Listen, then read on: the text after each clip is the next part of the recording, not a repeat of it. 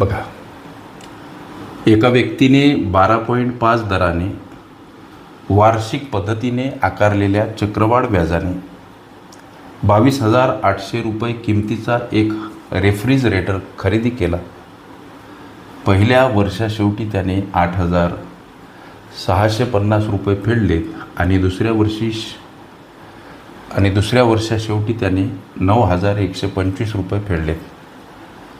तर ते संपूर्ण कर्ज फेडण्यासाठी त्याला तिसऱ्या वर्षाच्या शेवटी एकूण किती रक्कम द्यावी लागेल? चक्रवाढ व्याज या प्रकरणावर आधारित हा प्रश्न.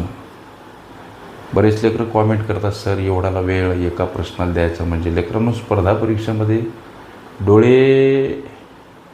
डोळ्यानं एखादा प्रश्न वाचला की लगेच तुरंत इन्स्टंटली ॲन्सर किंवा उत्तराची चाहूल देणारे असे प्रश्न म्हणजे बघितल्याबरोबर याचं उत्तर हे आहे, अशा प्रश्नांचं पर्सेंटेज ॲव्हरेजमध्ये लेकरांनो 40% हे असतेच, लक्ष द्या.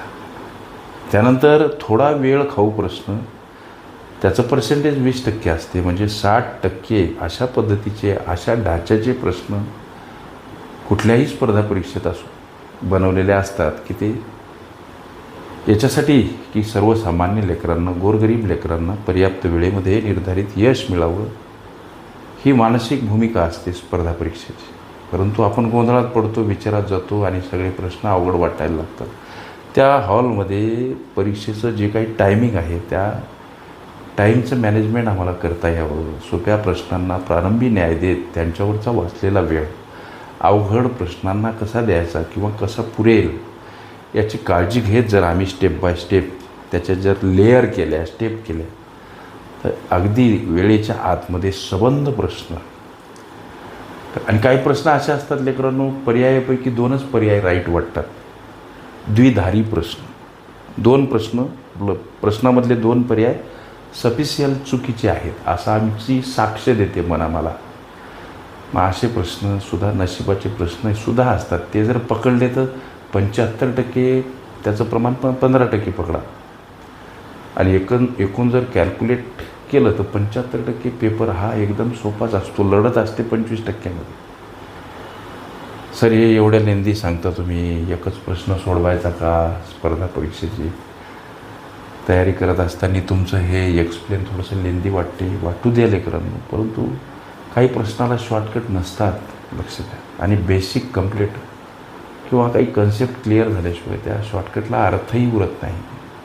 एखादं प्रश्नाचं उत्तर हेच आहे बाबा, आमच्या मनानं कौल दिला पाहिजे, निसंशयरित्या हेच उत्तर आहे. मग आता हा प्रश्न चक्रवाढ व्याज प्रकरणावर आधारित सोडवत असताना, चक्रवाढ व्याज या प्रकरणामधले काही प्रश्न सोडवत असताना खास करून चक्रवाढ व्याज असते कसं हो?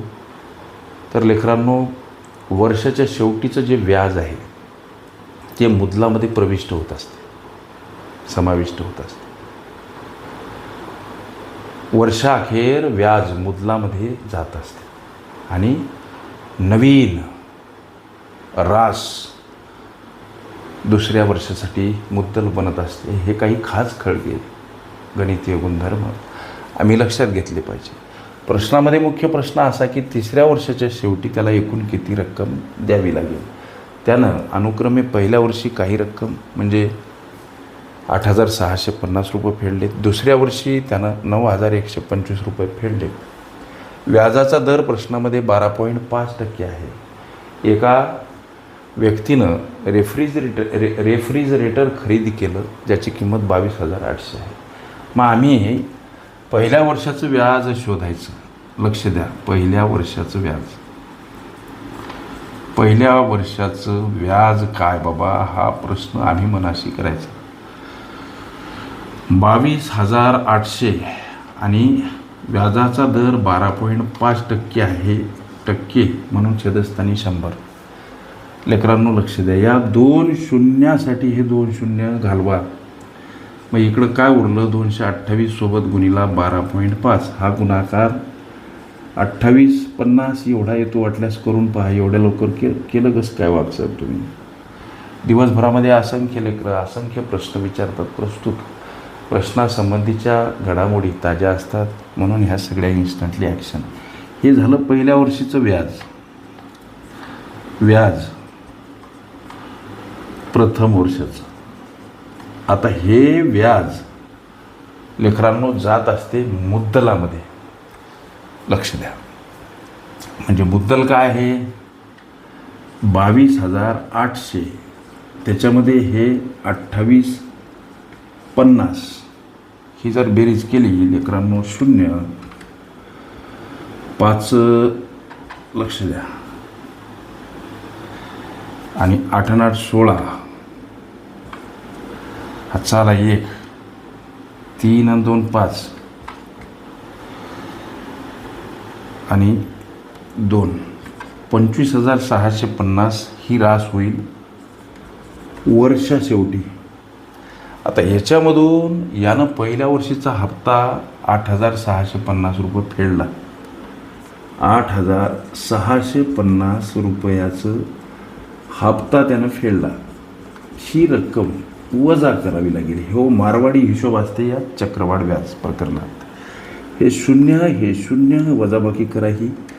हे 0 इथं 15तून 8 गेले लेकरांनो 7 देऊन टाका. 17,000 रुपये शेष.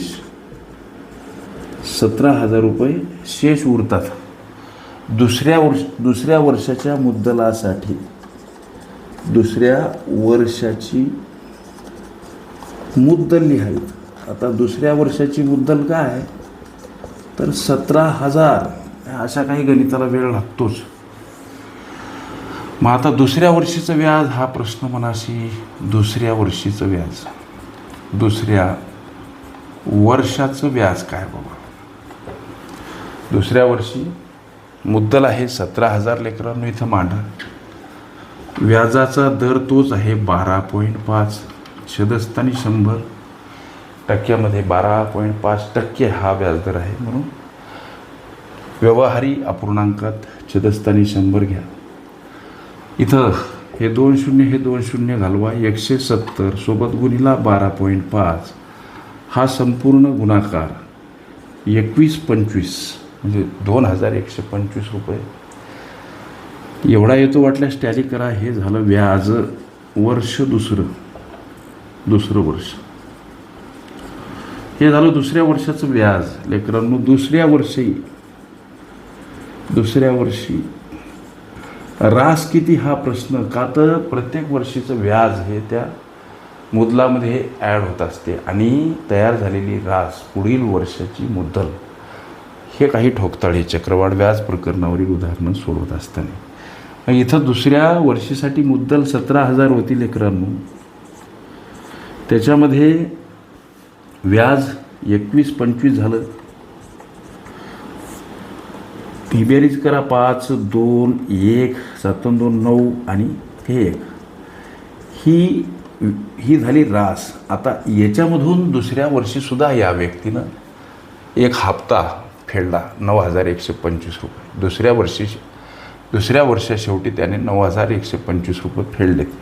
मग 9,125 फेडलेले हप्ता फेडला. अशा पद्धतीचं हे व्याजदर असतील लेकरांनो. बँकसुद्धा आम्हाला चक्रवाढ व्याजात लावते.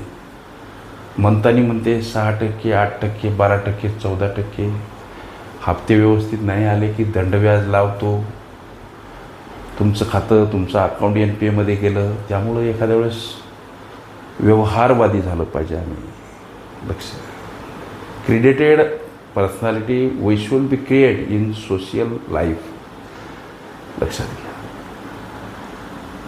लक्ष द्या. मग ही वजाबाकी कशासाठी करायची? ही झाली लेकरांनो दुसऱ्या वर्षाच्या अंतीची रास. दुसऱ्या वर्षी भरलेला हप्ता याच्यातून वजा करा. मग हे केल्यानंतर इथं बघा वजाबाकी काय 0 0 0. इथं सुद्धा 0 आणि इथं 1. हे 10,000 रुपये तिसऱ्या वर्षासाठीची ही मुद्दल. दुसऱ्या वर्षी जी रास तयार झाली 19,125 ही कशी झाली तर इथं उरलेली मुद्दल आहे 17,000. हे 17,000 कसे आले? 22,800 एवढ्या रकमेचे हे रेफ्रिजरेटर पहिल्या वर्षीचं व्याज 2850 त्याच्यामध्ये मिळवलं, त्यानंतर झालेली रास 25,650, या व्यक्तीनं 8,650 रुपयाचा पहिल्या वर्षी हप्ता फेडला. मग ही हप्त्याची रक्कम मायनस करून उरलेली जी रक्कम आहे 17,000 ही दुसऱ्या वर्षासाठीची मुद्दल बनली. मग आता दुसऱ्या वर्षाचं व्याज काढत असताना दुसऱ्या वर्षासाठी बनलेली ही मुद्दल, त्यावर व्याजदर 12.5%. म्हणजे इथं या रकमेवर व्याज बनलं 2,125. हे 2,125 रुपये बनलेलं व्याज या 17,000मध्ये वागसरनं ॲड केलं. हे ॲड केल्यानंतर 19,125 रुपये ही रास दुसऱ्या वर्षाशेवटीची. आता दुसऱ्या वर्षी या व्यक्तीनं 9,125 रुपये हप्ता फेडला. आता हा हप्ता वजा करून आलेली वजाबाकी 10,000 ही 10,000 रुपये रक्कम म्हणजे तिसऱ्या वर्षासाठीची मुद्दल असणार. लक्ष द्या. आता आम्हाला जो प्रश्न विचारला की तिसऱ्या वर्षाच्या शेवटी त्याला एकूण किती रक्कम द्यावी लागेल. मग इथं तिसऱ्या वर्षाचं व्याज हा प्रश्न मनाशी, तिसऱ्या वर्षीचं व्याज हा प्रश्न मनाशी उपस्थित करा. तिसऱ्या वर्षासाठीची मुद्दल 10,000 लेकरांनो, व्याजदर 12.5% मांडणी म्हणून चतुस्थानी 100. इथे या 2 शून्यासाठी हे 2 शून्य घालवा.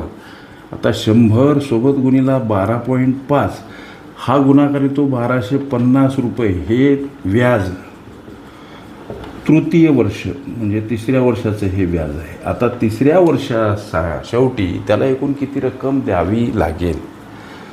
तिसऱ्या वर्षाशेवटी तिसऱ्या वर्षाखेर द्यावयाची रक्कम किती. तर हे तिसऱ्या वर्षासाठीची मुद्दल 10,000 लक्षात घ्या आणि अधिक त्यावरचं हे व्याज 1,250 रुपये. हे 0, हे 5, हे 2, हे 1 आणि हे 1, 11,250 रुपये लेकरांनो हे तुमच्या विचारल्या या प्रश्नाचं उत्तर.